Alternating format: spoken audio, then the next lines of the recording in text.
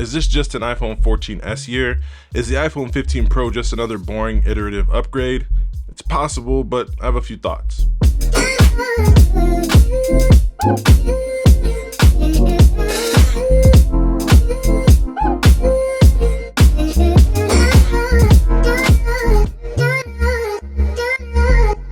Now, I may be in the minority of people, but back when I was working for Verizon Wireless in sales, I would always recommend people to upgrade on the S years if they're looking to get a new iPhone. Granted, most of the time people would just upgrade to the latest and greatest because they wanted something new and shiny, but the newest iPhone always fell into one of two buckets for me. The number change year, where you got like, new hardware, something new was introduced that looked and felt different, that you could tell apart, okay, this is the new iPhone. And then also there's the S year, where you get like a refinement in software from the previous model, like they would give us a new experience. Nowadays, each iteration feels much more incremental, and you're better off really upgrading every 2 to 3 years if you really want to feel a difference and feel like you got your money's worth. But which bucket would I put the iPhone 15 Pro Max in after using it for a couple weeks? I think this is the first time Apple has honestly made a pro version of their phone, and that should tell you whether or not this is for you. Now, I talked about this a little bit in my first impressions video about how excited I was about this feature, but since then I've actually put it through its paces and filmed an entire music video / montage in downtown LA on the iPhone 15 Pro Max using ProRes log straight to an SSD. And in my opinion, it's a game changer for creatives that want to leave their gear at home sometimes and have usable footage come from their phone.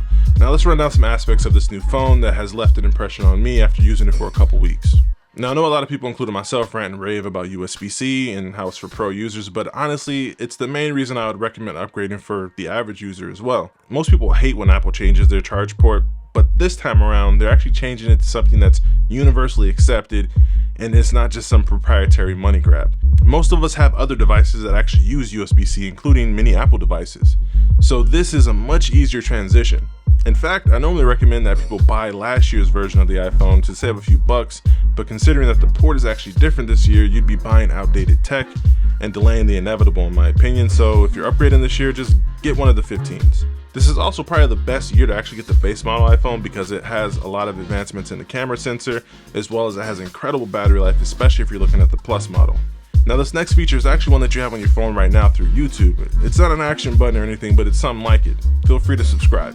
Now, when it comes to the action button, my opinion really hasn't changed much. I have in fact changed it to launch the camera, which came in super clutch when filming that music video on the iPhone 15 Pro Max, but I have not fully committed to the action button changing the way I use my phone. Now, I know you can program shortcuts to it and have it launch this crazy sequence of events, but it really just feels like 2012 me programming if this then that on my Galaxy Note 2, and the excitement of that wore off a long time ago for me. And as a techie person and me not being too into it, I don't know. I'm not saying it's a gimmick and it's something that I may get into later, but I feel like 1% of iPhone users are going to take full advantage of the action button, but I could be very, very wrong about that.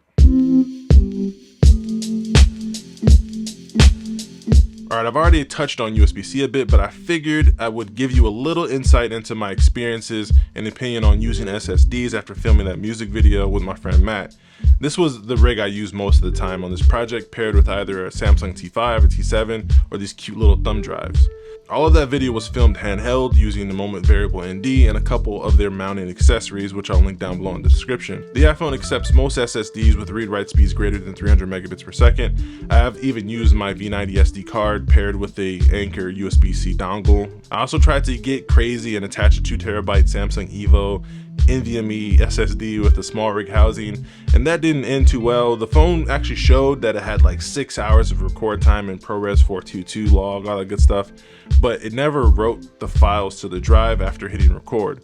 And that could have been an issue with the small rig housing communicating with the phone somehow, or the drive itself, but it wasn't really worth me investigating too deep, since I already had other media options. I did use a combination of the stock iPhone app and also the new Blackmagic video app. The manual control options in the Blackmagic app are really nice, and I really wish Apple would give us pro level control over our new Pro camera, but I'm not holding my breath on that. I hope it comes sooner than later, especially with Pixel providing us with pro level control in the new Pixel 8 series. Controlling shutter speed is honestly a necessity for most shots, and the Blackmagic app provides that. You can even shoot in shutter angle, which is awesome. I did notice that the Blackmagic app took a little longer to write video files to the SSD, kind of slowing me down in between shots, so I would pivot in those moments to the stock app.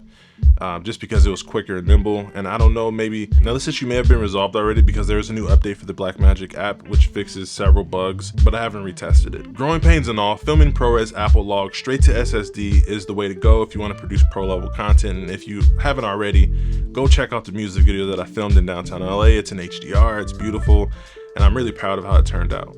I'll leave a link somewhere in here. Now, I know in all the marketing material for the iPhone 15 Pro line, they keep touting titanium. Titanium looks nice and all, but I really appreciate the fact that it makes the phone much, much lighter. As someone that opts to get the Pro Max version every time, I appreciate the lighter feel in hand. I'd imagine this is what the Plus users get to experience to an extent, you know, a large screen phone that doesn't feel like a brick in your hand. You probably won't notice it too much if you go for the regular size Pro, but if weight deterred you from getting the Pro Max in the past, it's probably worth going into one of your local stores and seeing if your opinion changes now.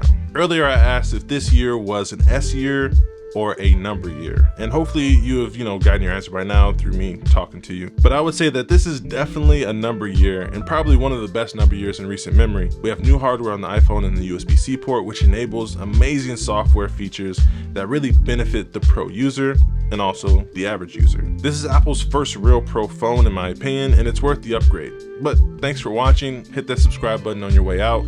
Stay fresh. Peace.